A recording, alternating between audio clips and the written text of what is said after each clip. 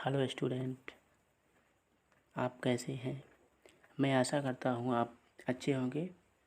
आज हम स्टडी करने वाले हैं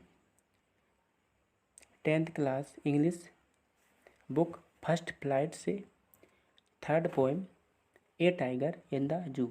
एक बाघ किसमें? चिड़ियाघर में। पोएम के जो राइटर हैं वो हैं लेस्ली नॉरिस। तो इसको हम लेस्ली नॉरिस तो इसका हम लाइन बाय लाइन स्टडी करेंगे। तो फर्स्ट 4 लाइन्स को देखेंगे। He stalks in his vivid stripes the few steps of his cage on pats a velvet quiet in his quiet rage। तो इन पंक्तियों में कवि क्या करते हैं? चिड़ियाघर में बाघ की उपस्थिति का वर्णन करते हैं। उनका कहना है कि बाघ के शरीर पर धारियां दूर से ही दिखाई देती हैं। ये धारियां उसके शरीर की बाकी संरचना की तुलना में गहरे रंग की हैं। पिंजरे में बाघ क्या करता है? चलता है। पिंजरे में बाघ चलता है। The few steps on his cage. पिंजरे में बाघ क्या करता है? चलता है, लेकिन पिंजरा छोटा होने के कारण वह कुछ ही कदम चल सकता, क्योंकि वह अपने कैसे चिकने मखमली पैड के कारण, मतलब वेलवेट क्वाइट का मतलब होता है मखमली या चिकने, कारण कुछ ही कदम चल सकता है। वह अपने चिकने मखमली पैड के कारण कैसा है? चुपचाप चलता है। कैसे? चुपचाप। Velvet quiet in his quiet rage. लेकिन वह अपनी बेबसी के कारण उसे दबा लेता है, क्योंकि जो बाघ है वह हमेशा फ्री स्वतंत्र होना चाहता है। तो वह किस में है? वह चिड़ियाघर में है। तो बाघ की जो त्वचा है चमकती है और वह पिंजरे में कुछ ही कदम चल पाता है, क्योंकि पिंजरा बहुत छोटा है। उसके पैर कैसे हैं? मखमली के समान मुलायम है। जब वो चलता है तो क्या आवाज़ नहीं होती है, लेकिन वह कैसा है? अपने गुस्से को दबा लेता है। अब हम सेकेंड 4 लाइन्स को देखेंगे। सेकेंड 4 लाइन को देखेंगे। He should B lurking in shadows, sliding through long grass near the water hole where plump deer pass। दूसरी 4 लाइन में कवि ने बताया है, कवि जंगल में बाघ के जीवन की कल्पना करते हैं। वह बाघ के दूसरे पक्ष का वर्णन करते हैं, जब वह स्वतंत्र जानवर है। क्या है? जबकि एक बाघ एक स्वतंत्र जानवर है।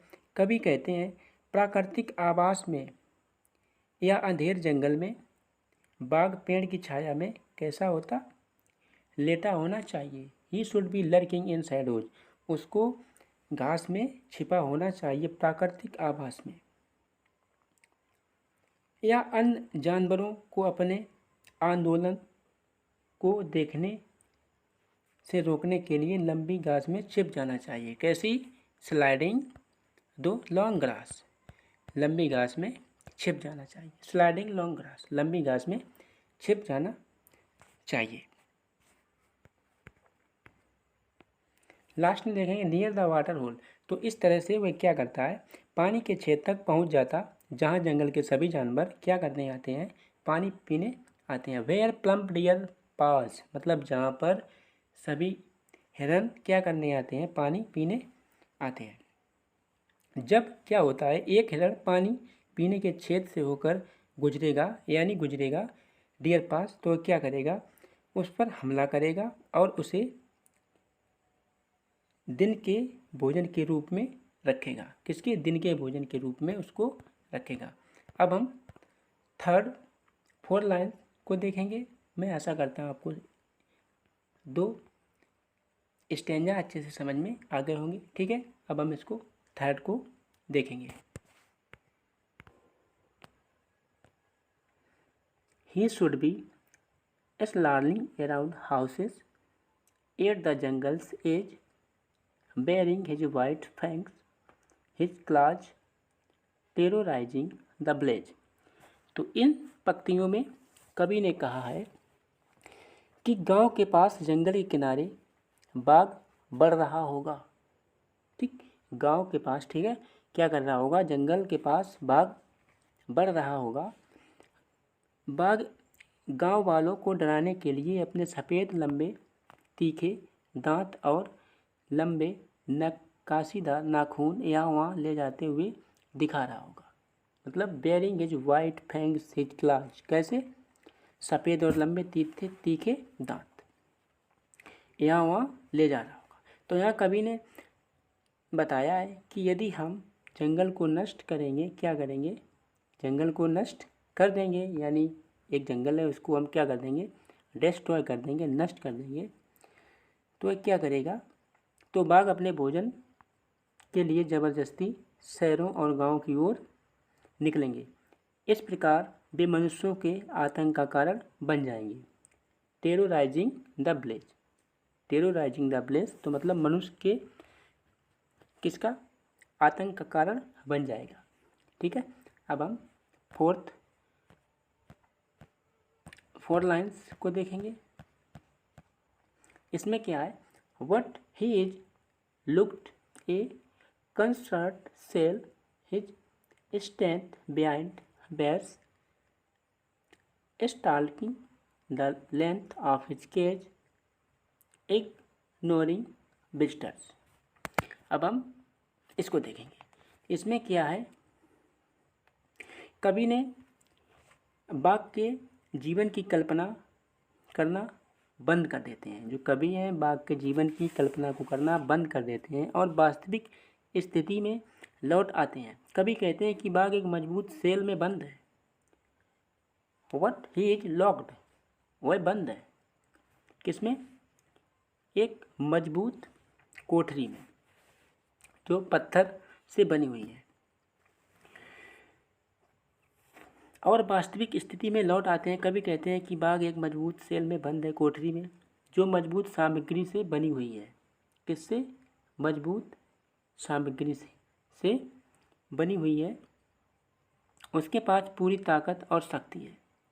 किसके पास, शेर के पास पूरी ताकत और शक्ति है, लेकिन वह अभी किसके पीछे है, सलाखों के पीछे है। किसके पीछे है, सलाखों के पीछे है। बिहाइंड बार्स, सलाखों के पीछे। हिज स्टैंड, उसके पास पूरी ताकत है लेकिन वह सलाखों के पीछे। बाघ अपने पिंजरे में धीरे धीरे और चुपचाप चलता है। कैसे चलता है, धीरे धीरे और चुपचाप।